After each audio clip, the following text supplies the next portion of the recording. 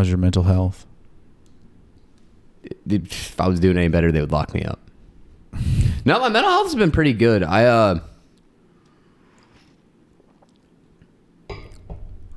I guess I always kind of recognize things, but that's not really a virtue of intelligence. Intelligence is kind of solving the problem, but I've realized more so lately just how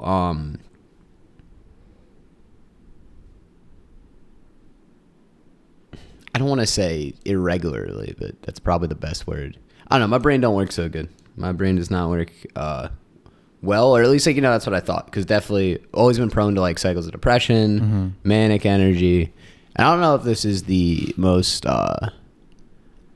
productive thing moving forward, but it has been helping me of literally just kind of recognizing the signs instead of fighting and feeling bad about how my brain works, just kind of leaning into it.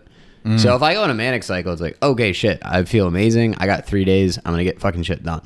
Yeah. And then after that, you go to the big sad. And I'm just kind of treating those like periods of depression where it's just like, all right, well, maybe we'll just kind of treat this like a warm blanket, not feel bad for feeling bad.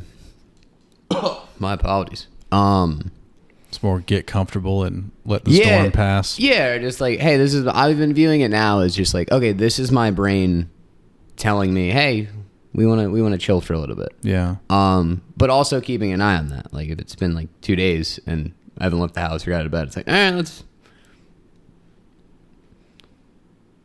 let's clean up these 45 beer cans and get up. Yeah. Yeah. Well, that's good that you should know that and do that. You know what else it is? What? It's very cool and important. And important. Yes.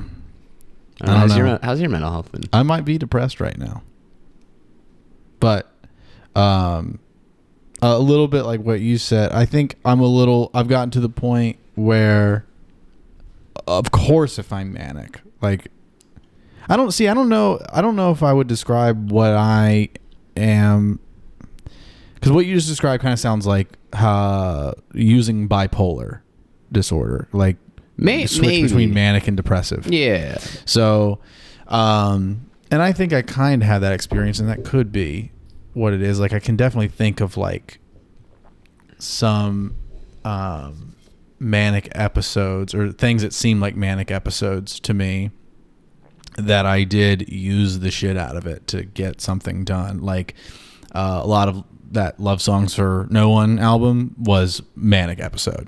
Like, oh yeah, no, I was around quite a bit in that period. Yeah, that was a very manic episode. That was a manic episode.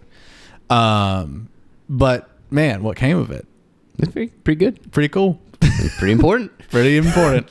Pretty cool and important. No, I don't know. It's all. Oh, sorry. But I was going to say the depression thing. So I think before, I would, with the depression, I would just do what I can, but it wasn't a lot.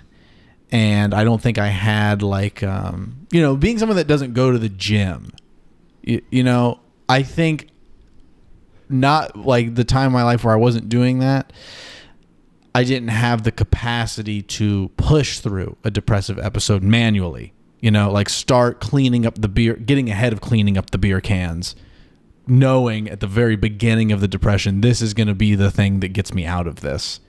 Oh yeah, but it's also interesting to see where you, because you kind of start cultivating it. Like depression. It's almost like it's kind of like just having like a patch of land, and then you're putting different things in the field, and that will just grow into a forest of depression. Like, good. You just ate. Like wash your plate if you're gonna bring it in somewhere. Like how those things kind of like stack up, and because you water, the little depression tree. Yeah. Or at least that's a correlation I make a lot, Yeah. Well, the other thing too is this has to do with a lot of what you've seen with me, of me going back and forth between being like, I'm cutting all the neurochemical pleasure and drugs out of my life, and then after trying it for a few weeks or a couple months, I'm back at it and riding the wave. And I think that it's recognizing, and I've known this for a long time, and it's why I keep thinking that the answer is to completely get off and never look back, and figuring out exactly how deep it goes with how many different substances and sources I'm deriving neurochemical pleasure from. But I think that has everything to do with that bipolar wave, because it's like when you are successfully extracting the desired neurochemical product out of that pattern of behavior, that's what yields a manic episode. You're getting a high neurochemical release, but your brain capacity and neurochemistry the time is limited on that. And when your brain can't produce the chemicals anymore, even with the drugs or substances you're using, you're going to get that depression, no matter whether you continue using them or decide to take them away. And so it's recognizing that, yes, there's still mania and depression without it, but rather than the waves being like this, they're like this. So with you not having any input as far as like mind altering chemicals, do you feel like your swings are? So you're saying your swings are less crazy and it's just kind of a more steady mood? Yes, I am much more stable and steady. But like the reality is, especially when you deprive yourself of, like I think that, at least for me, the caffeine use and ceasing to give myself orgasms or to get orgasms from sex, those things are, I think, really, like the caffeine's a really constant and easy one, and it's really like socially enforced and approved of. So that's just a hard one to get rid of on that level. But then the orgasm is just really intense, and it's the highest neurochemical pleasure, and it's the most natural neurochemical pleasure. My like hesitancy with like really delving into, you're talking about like semen retention essentially, right? Yeah. I'm very hesitant to go into that just because of the camp of, or like, look into it because of the camp of people that are talking about not jerking off. I understand that a lot. Like I do not, I have no interest in being part of those like online groups or forums.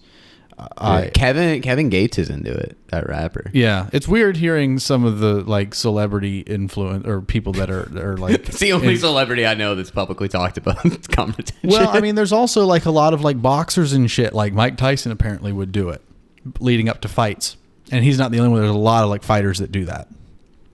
I think I heard like Steve Jobs did it. I wouldn't be surprised if he never Elon came. Musk maybe.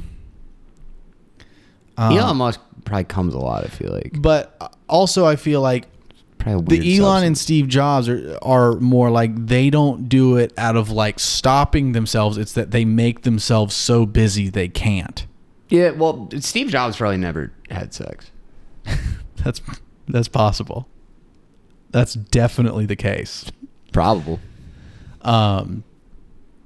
Maybe do like an ID discovery type thing. Look into that. But anyway, I don't know very much of that. But the point there with the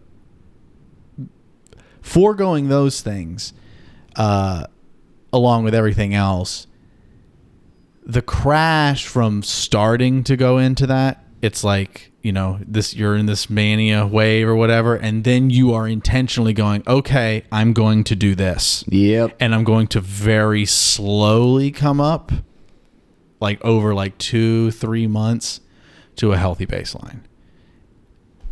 Sounds boring. It does, and it's really hard to get past those initial months. And then once you disrupt it again, it's a very delicate system. But my hunch and my intuition and the bit of experience I've had dipping my toes into it and then coming back, it's always like the undeniable intuition, which drives me mad whenever I break a streak, is like knowing. Well, that's putting weight into goals is it's important, but I feel like with kind of the blueprint you just laid out of when it's that kind of it's a huge ask. Yeah, and having that kind of like tying things like that to be like, oh, this needs to be an absolute, just leaves to like where those dips of when you fuck up or when you aren't where you yeah, can't yeah, be yeah. regimented, then it feels Yeah. hard. Like, it makes it feel so horrible. when Yeah, it's- but see, here's the thing. I'm not consciously choosing to put that weight there. Yeah. The weight is coming from continuing to experiment and give it a go. And like, of course, when I started trying these things 5 years ago, I went in with like the same mindset anyone else like you would encourage of like, you can't put absolute. It's got to be moderation. Maybe you can pull back from these substances, but just whatever. But the lesson, that's what I'm saying. This is from repeated pulling it away and bringing it back is realizing, oh no, this only really works if you are absolute. well, that's true if you decide it. You know what I mean? Yeah. But I don't know about that because I think that it goes to this thing about thinking a thing and making a decision about a thing versus believing a thing. And I think that thoughts and beliefs are very different. And I like you control thoughts to some degree. You get to pick thoughts and you can humor thoughts that maybe you don't believe. But beliefs, you don't really get to pick.